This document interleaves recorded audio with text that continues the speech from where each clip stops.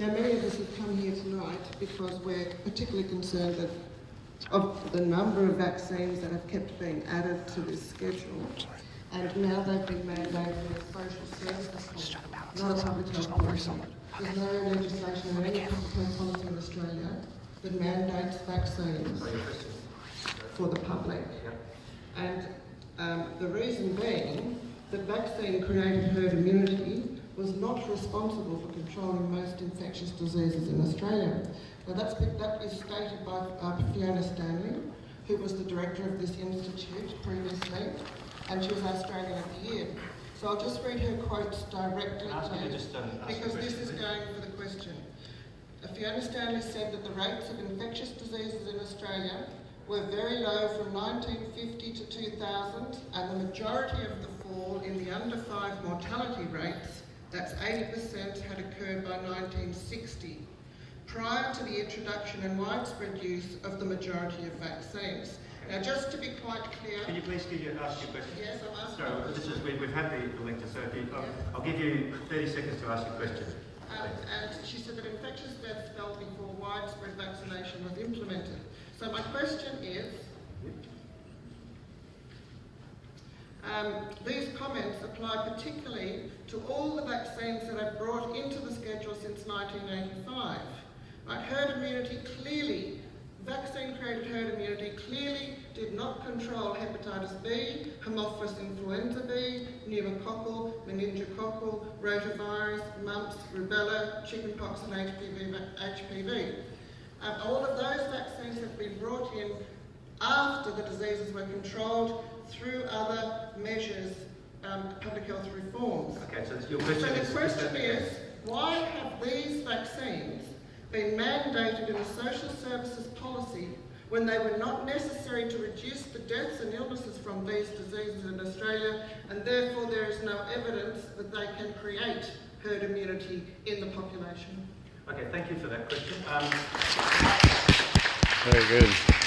Let me just say that, firstly, we're a research institute, so we're not a government policy organisation. So what we're here to do is to talk about the facts. So I don't think it's our role to comment on the government policy about how vaccines are administered. It's more about what vaccines can do. What we will do, though, is give you... Thank you. We will provide the science, so thank you. Can you please give us the opportunity to answer that question? So what I'm going to do is hand over to Peter Richmond to just deal with this issue of whether or not those diseases that were mentioned really were truly controlled before vaccines, and this question of herd immunity for vaccines. So thank you, Jonathan. Thank you for the question. So it's true that vaccines don't prevent all infectious diseases. Vaccines only prevent those infectious diseases for which they're targeted against. Poverty, malnutrition, poor sanitation are all risk factors for infectious diseases, and they actually apply to all infectious diseases. So hand washing is good for all of us to reduce our risks of infection. And during that time that you were talking about, infectious diseases did decrease as our standard of living improved, our overcrowding decreased, our sanitation improved, and that is responsible for a reduction in mortality. And children who did not necessarily die of an infectious disease still caught them and ended up. However, as Jonathan showed with Haemophilus influenzae type B, the incidence of that disease only decreased after we introduced a specific vaccine for Haemophilus influenzae type B. And it decreased in those children who were vaccinated, but also in unvaccinated children, because the bacteria were no longer being transmitted to those unvaccinated children. And the same can be said for those other diseases. As medical technology improves, we treat children with pneumococcal disease who have caught measles, and they do have better outcomes and they do not necessarily die. But if they don't get the infection in the first place, then they can't die. And it's very clear with pneumococcal disease, what we found was that not only did we see less children getting the strains of pneumococcal disease that were in the vaccine, and we now type every pneumococcus that children are hospitalised with, and also adults. But we also found that in the elderly, those strains that were in the vaccine also became less common because the young children weren't spreading in the community. We did not have any effect on those strains that weren't in the vaccine. And this is a good example of how a vaccine will only protect those that specific disease that it's designed to. It doesn't necessarily offer broad protection against all the strains, and that's partly why influenza doesn't happen. And so I would take it that actually there is very good evidence that those diseases that we currently vaccinate against have reduced specifically because of vaccination in both vaccinated and unvaccinated children. And that is quite clear. The disease data is very specific. And in fact, Australia has probably the best infectious disease data of just about any country around the world, because we actually have a very good public health system for pulling all this information together. So we can be quite clear about that. Okay, can I ask you the next question here, please? Yes. Can I ask you to sit down, please? We've given everyone one. Sorry, can you... The reason is because of herd immunity. But Can they you- didn't Can I ask you breach to herd please- immunity, Come on. and you are We're asking removing people our to informed have an consent opportunity. to this Would you like to- procedure. Can You you... haven't answered the We'll come back to question. that. Can you do me a favour and film this for me? Can you just hold that up and make sure you've got me in the shot? I've got a very important question. Can someone hold it for me? Yes. Thank you. Okay, this is a question on behalf of all of Australia. Oh. Hi guys, my name's Sean. This is a question. Can I have the microphone, please? Yeah, that's okay. I'm not going to do anything silly. This is a question on behalf of all of Australia and New Could you Zealand. also keep it so it's not lecture? I'm sorry. Thank you. Basically, what is your answer to all of Australia and New Zealand from the panel of experts here in regards to Dr. William Thompson? The fact that Congressman Bill Posey has 10,000 documents and over 4 hours of recorded confessions. He's gone to a whistleblower attorney with all the documents regarding the emission of data that links the MMR vaccine to African American boys and autism. And the fact that President Obama has allegedly now granted him his whistleblower status. What is your answer to the people who you're now promoting this to, please? Right, thanks. What I'll say is that in terms of the MMR autism, could you please stop interrupting? We'll let you ask your questions and then we'll give some answers. The MMR vaccine autism debate, as far as I'm concerned, is one that really has been thoroughly answered. It was started by Andrew Wakefield, who, as we know, has been thoroughly discredited. No, he hasn't. No, he hasn't. Andrew Wakefield has not been discredited. That's a lie. That's a lie. He's been fraudulent on other cases, nothing to do with the MMR vaccine. Would you like us to answer the question? Yes, please. Okay. All right. Come on, guys. if look we- in the camera. Let's talk about the actual There's a lot of evidence people that exists watching. around MMR autism. Tom, I think you were going to answer that one. Sure.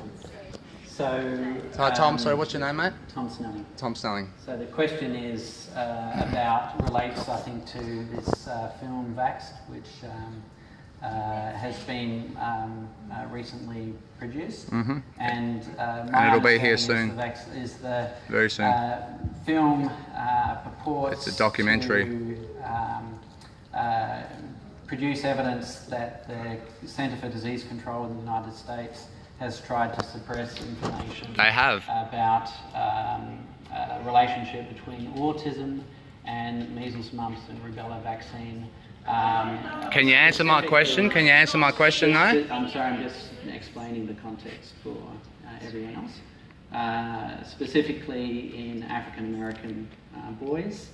Now, my understanding is that the person, the so-called whistleblower, has distanced himself from the film. The film was directed by Andrew Wakefield.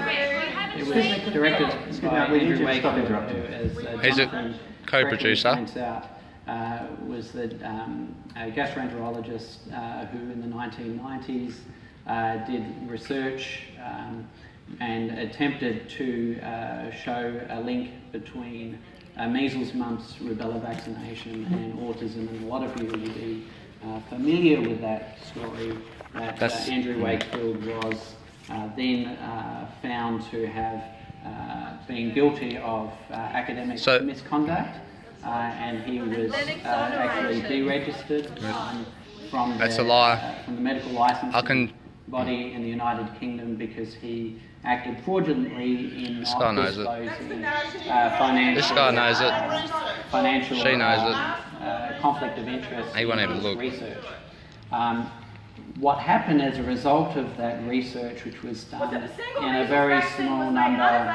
Why has Japan removed the measles portion of it?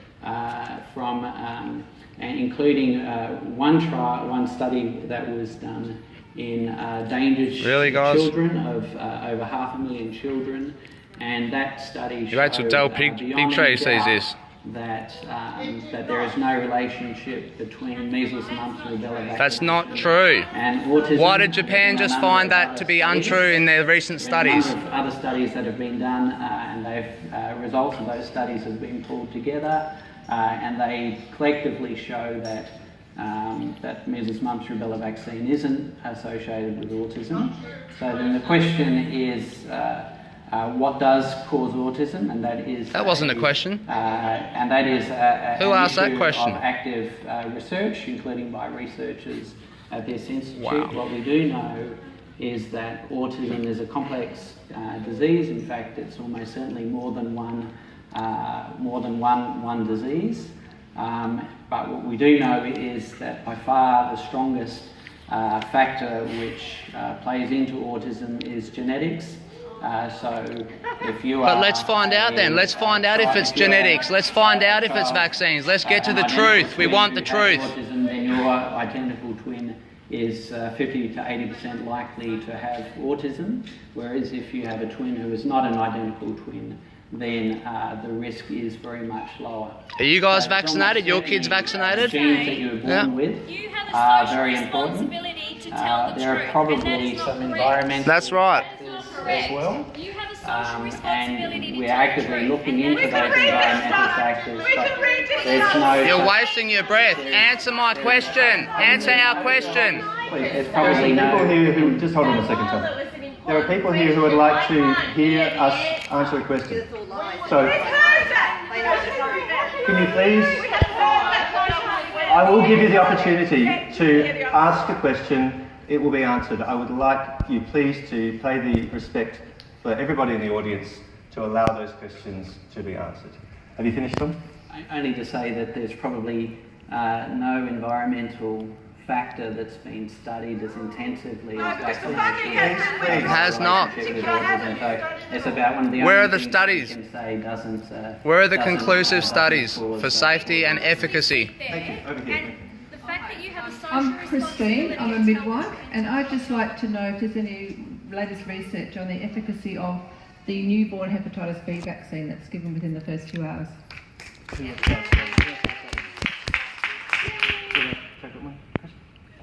Sure. So hepatitis B is, for context, is a blood-borne virus that's most frequently passed from mothers to babies. And it's a major cause of liver disease, including liver cancer, globally. In Australia, our incidence rate, particularly in certain populations such as Indigenous populations, is enormous. And of those mothers that are hepatitis B positive, about 90% of their babies are infected. Your window of opportunity to try and prevent the transmission from mother to child is small because of the exposure to blood in and around the time of delivery. So by giving a vaccine to a mother who is hepatitis B positive, we reduce the rate by over 90%. The majority of women do not have hepatitis B and their babies Can you just please allow him to answer the question? I've heard. Yes? It is criminal. Yep. So hepatitis... Yes. Just go ahead. Can you please allow the question to be answered? Thank you. Sorry. The data on the effectiveness of that to an individual patient is a more than a 90% reduction in the rate of transmission from mother to child. As far as being exposed to it in the first place. Can you ask him, please? Can you allow him please to answer the question? So, as far as a national policy, as far as a cost-effectiveness strategy, the most cost-effective strategy to try and reduce hepatitis B transmission at a country is to vaccinate all. Yeah. Thank you. Question here? The population, absolutely. Sure. No, that's the one in front of you. Yeah, before birth. Hi, I'm Tam, I'm a mum. I was just wondering when the meningococcal B will be on the schedule, or if it is going to be. So, meningococcal B vaccine is available, but it's not on the National Immunisation Program. To take a step back, before I can answer that question is how does a vaccine get on the National Immunisation Program? One, it needs to be registered in Australia. So it needs to go through the regulatory hurdles that is required to be registered. And then it's stacked against other healthcare interventions as far as the cost effectiveness of a strategy. And so it's gone once to see whether it's been cost effective, and it hasn't been judged to be as cost effective as other healthcare strategies. That's not to say that it's a vaccine that doesn't work. It's not to say that it's a vaccine that isn't likely to prevent disease, but it is not yet on the schedule because it hasn't met that threshold. So it's been through obviously a real process of, and obviously we know the vaccine works, but the government has to make a decision about where the dollars are best spent. So currently the decision is not to fund it nationally. Yes, thanks. Thank you. I have a question for the panel. I have a piece of paper in front of me that I was given today by a chemist. This piece of paper states, black on white, and this is concerning a widely available flu vaccine. The vaccine has not been evaluated in pregnant women. The vaccine has not been evaluated in nursing mothers. That's all I've got to say. I've got it black and white. Would you like to comment on that? Tom, you did the chat on Yeah, and so in fact we have a lot of experience with influenza vaccines in pregnancy now. It's been a recommendation in Australia for the past decade, and also in the United States and in a lot of countries. So the issue is with vaccinating in pregnancy is that often pregnant women aren't included in trials that are done of vaccines before a vaccine is licensed and registered. But because of the high risk in pregnancy, the vaccine has been used in many tens of thousands of women, and we now have very good data from including work that's been done here in Western Australia that shows without any doubt that women who receive influenza vaccination in pregnancy, that their pregnancy outcomes are better, that they are at lower risk themselves of being admitted to hospital with respiratory illness, and also that their babies are at reduced risk. What about long-term effects? Not only is it safe, in fact, the evidence is very clear that it's one of the best things that you can do in pregnancy for yourself, and also Best thing you guys can all do is just tell the truth. Bring vax to Australia and New Zealand. Tell the truth. You guys are all lying, or you're convinced. So there's a question just here. Mercury. Just this lady. Sorry, I'm Alpha, I'm just a GP. It's bloody ridiculous. Look at you all. I just want to ask you, I'm professionals. not sure that I've got your answer on the meningococcus B1 correctly. Like Tell I said, the vaccine injured. And lots of times mums come to ask me recently Tell about the ones who will be meningococcus injured. B. Tell the people who aren't here. Mums don't mind paying extra, to add it on. So my question is, when is the best time to give it to the children? And how many should they get, and when will it be available? And then the side effects, what do you think? Should I, as a GP, just advise them on? Let me take you through the current recommendation. So the two groups that are at greatest risk of meningococcal B infection are babies under the age of 1 and teenagers. So they are the two groups that are most likely to benefit from this vaccine.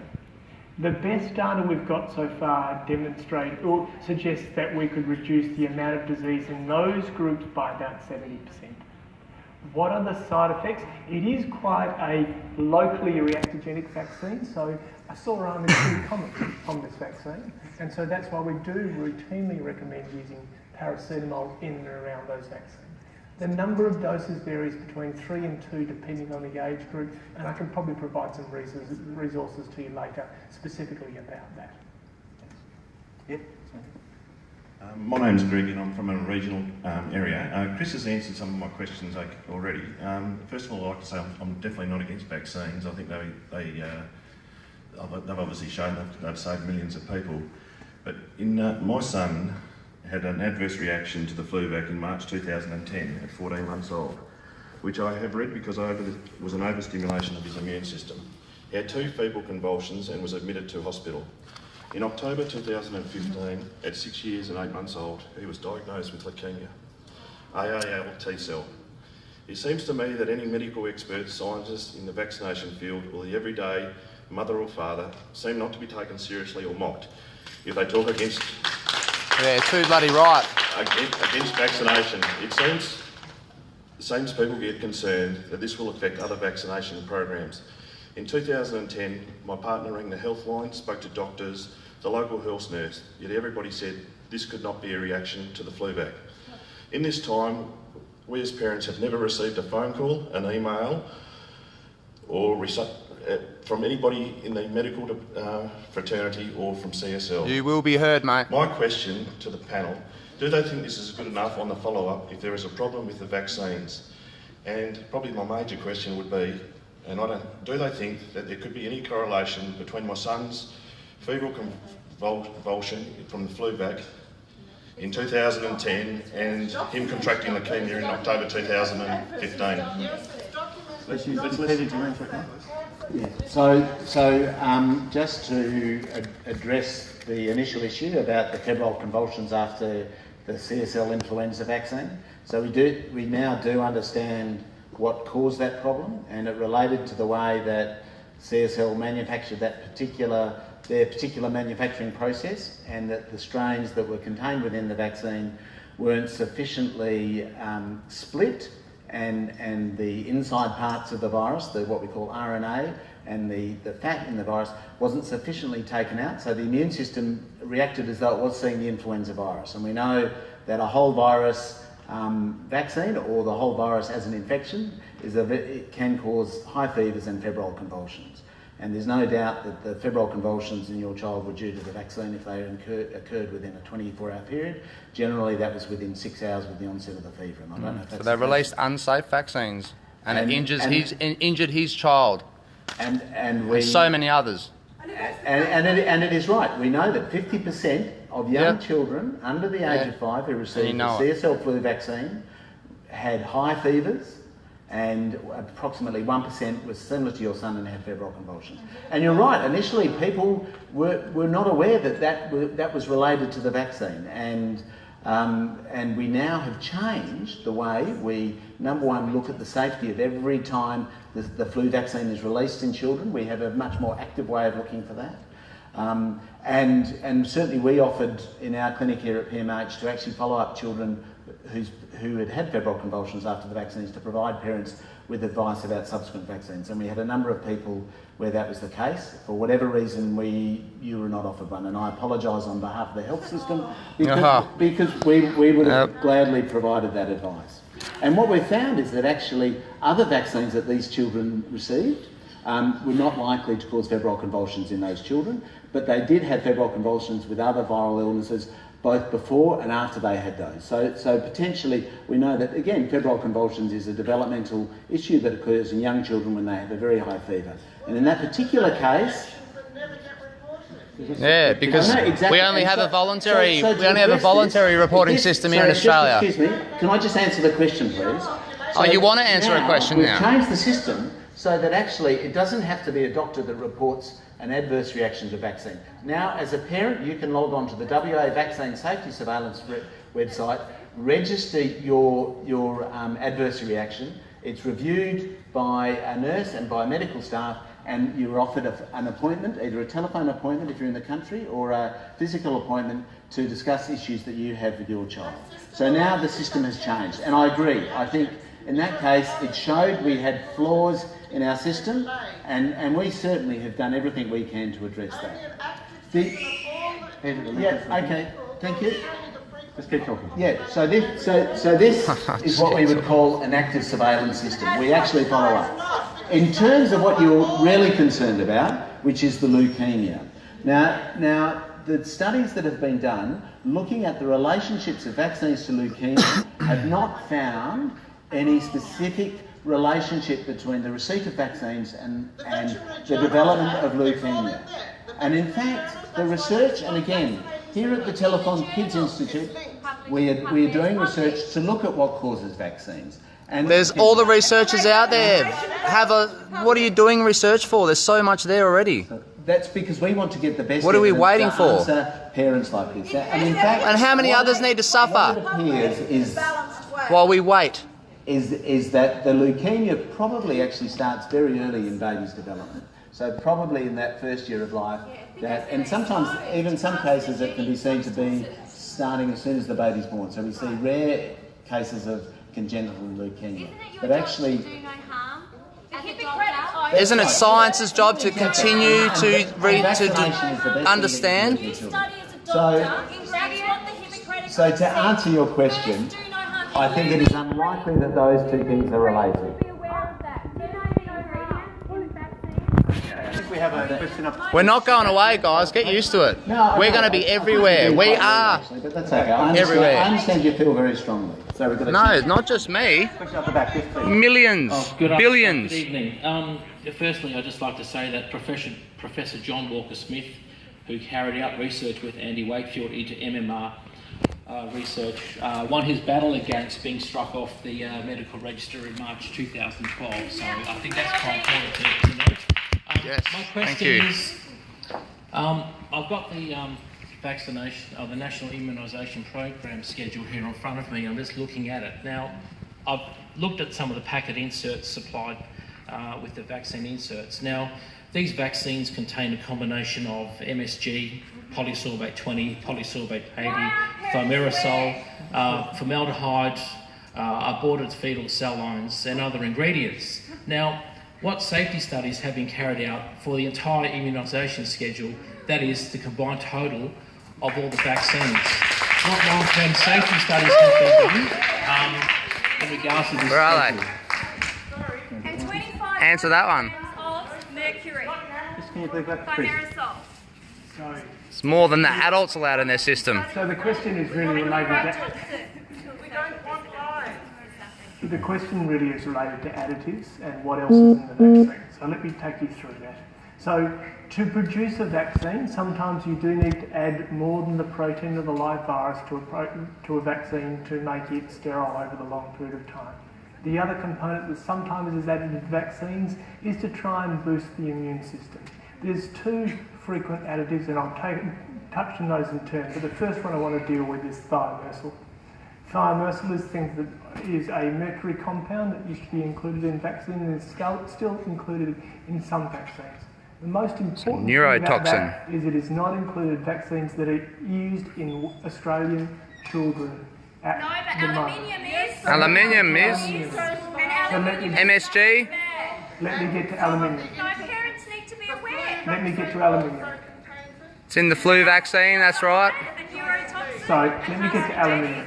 Aluminium is a way to help boost the immune response to a vaccine. Could I ask you please to allow him to answer the question? So the amount of aluminium contained in vaccines is actually lower than in some normal foods. For example, the amount of aluminium... It's injected. How has food got any relativity to this at all? Can you allow him to answer the question? How about you inject yourself with a bunch of mercury, mate? How would you like it? 10,000 vaccines, Dr. Paul Offer reckons is safe for any child. Why don't you all take 10,000 vaccines right now? So the amount of aluminium contained in vaccines is smaller than the amount produced in common food. The other thing that is often questioned This is a waste of time. is things such as formaldehyde. So formaldehyde is a compound that is naturally produced in the body, and the amount of really? formaldehyde that's circulating in a child's immune system is actually many times greater than what's included in vaccines. Right, ladies and gentlemen, we're going to have trouble getting other people... Where are the long-term studies? So my suggestion is that we... look in the camera. Where are the long-term studies, guys? If you have other questions, look at the camera. Where are the long-term studies? You can hear me? So we're happy for you to... Where are the long-term studies? Ask those questions. Where are they? And we're very happy as the Institute to try and bring evidence out there, to try and bring our expertise out there. We're not going away, people. If you're able to hear me, could I ask you please to put your hands together for our panel members?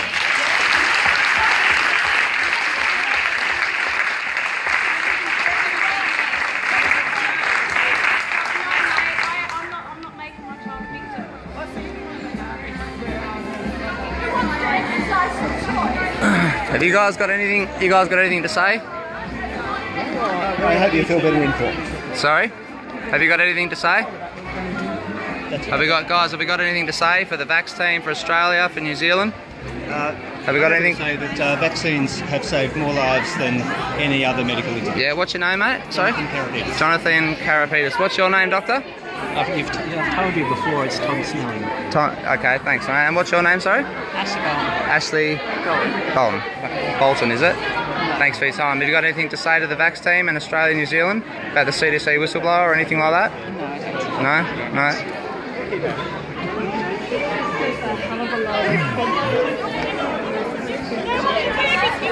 Thank you so much. Thank you so much. This is broadcasting live. This is broadcasting live. Okay? I chose to come and listen to them. Let me shake your hand. Let me shake your hand. What's your name? I'm Judy Wilyman. Judy Wilyman. Pleased to meet you. Oh my God. I'm Sean Dew. I started the change.org petition to get vax here to Australia. We're up to nearly 1,000. So thank you so much for coming. I'm glad you were here. I know, and we can see. I mean, really, it's pathetic. Look, guys, I'm going to leave it at that. And thank you, Judy. Thank you. We just thank you. You're amazing. Yep, we're doing what we can. Yes, she is. I love her. I'm going to follow her everywhere. Where did B go? Oh my God.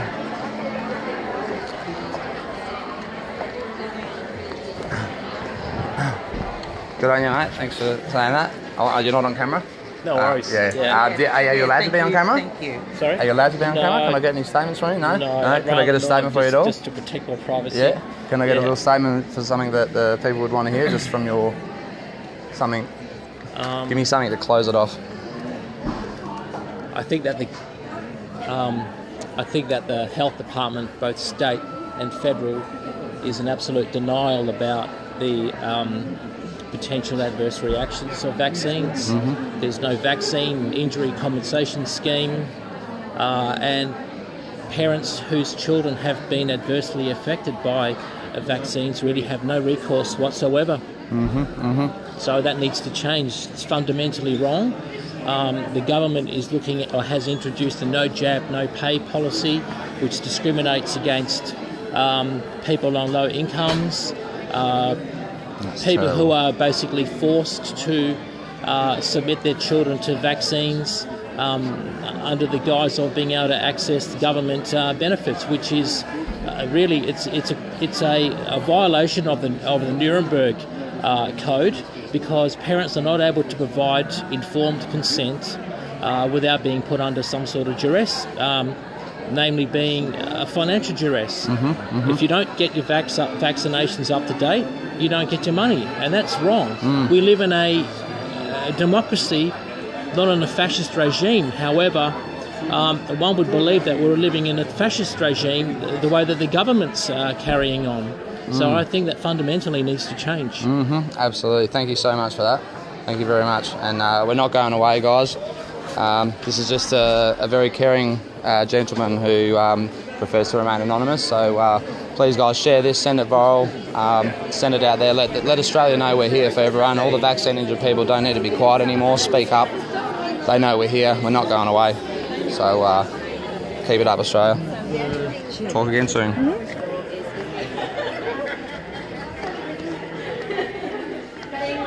Oh. Yes. Hey, Denny Sue. Hi. Nice to meet you. Are you Denny Sean Sue. Dew? Yes, I am. Yeah, Yes. Yeah, cool. Awesome. Okay. Yeah, that's good. So you're helping bring vax here? Yes, Yeah, I am. cool. Absolutely. Yeah, are you in Freo? Oh, Yes. Yeah, I'm in Freo. Yeah, okay. Yeah. I'm still recording. Do you want me to stop for now? Or are you happy to... No, 41 Stephen Street. Yeah. Yeah. Okay, cool. Yeah. Yeah, it's broadcasting live, by the way, by Periscope. Yeah. So we're doing what I'm doing what Del does. I'll be ready. You know, this is the only way. This is the only way. We've got to get it out there. People got to know that this is real. This isn't a joke. I think otherwise we just follow the herd. Yeah, that's right. And that's what I was prepared to do as a parent. You know, I didn't know what to do 8 months ago, and were the I'm same. so thankful people were standing up, and I couldn't find this information from the government. Yeah. I couldn't find the risks of and course you that. You know, it's pathetic. Very, And in these fact, guys. and I want to know who funds all the advertising for this. Oh yeah, well West Farmers funds this mob, so get that one out of there, people. West Farmers funds this telethon mob. I read the newspapers and I'm like, God, it's one Yeah, and channel. in the Yep. first 4 or 5 pages. Yeah, and Channel 9's plastered all over. They're telling people to get more flu shots and know exactly what they just said. You know. He's 10 years old and we're driving along. Promoting the flu shot. And they come up with a vaccination ad and he goes, Yeah, I've good. got 4 children and they're all unvaccinated. Yep. They've never had no medication, nothing. That's Wow, a picture of health. that's amazing. No Panadol, nothing. Yep. And that's not because I'm, there's no need to. We treat naturally. Yeah, that's it. And if they're going to get crooked from like the measles or something, as I understand it, we can treat them and keep them inside like you would if you had a flu, you know. And Well, my daughter Tamara, the oldest daughter, I got her vaccinated. I had 4 years of And you health. see it. Yeah. I can tell when you're vaccinated. Yeah, She had yeah. asthma, all sorts of terrible things. Yeah, look, But I never I'm going to put close it this. together. Sorry, I'm going to close this off, guys. My phone's about to die. I'll be back later on. Thanks all for tuning in. Share. Thank you all. All right. Yeah.